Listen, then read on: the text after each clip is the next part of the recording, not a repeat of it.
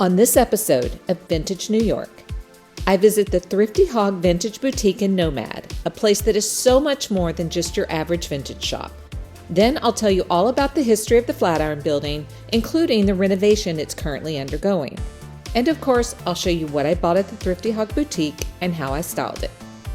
I'm Sydney Stone. I'm the editor of Vintage Fashion Magazine, and this is Vintage New York.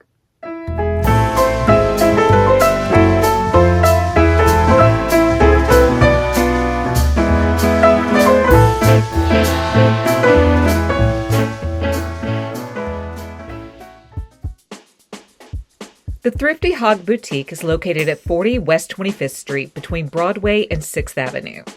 The vintage section is located at the back of this very fancy boutique, and the HOG HOG name is an acronym for Hearts of Gold, the charity organization that is benefited by sales from the shop, a charity that helps homeless mothers and their children get back on their feet. While shopping at the Thrifty HOG, I had the privilege of meeting owner and founder Deborah Konensberger. This beautiful woman radiates love and kindness. I was so inspired by her and her drive to give back that I signed up to be a volunteer for her mission. I also bought something very special at this shop, and I'll show you what it was and how I styled it at the end of this video. The Flatiron Building is located at 175 5th Avenue at Broadway and East 22nd Street. It opened in 1902 as the Fuller Building, as it was the headquarters of the Fuller Construction Company. It got the nickname the Flatiron because its triangular shape looked like this, a vintage iron. The iconic building received landmark status in 1966, and after going through several different owners and occupants, the interior is now being converted into 60 luxury apartments.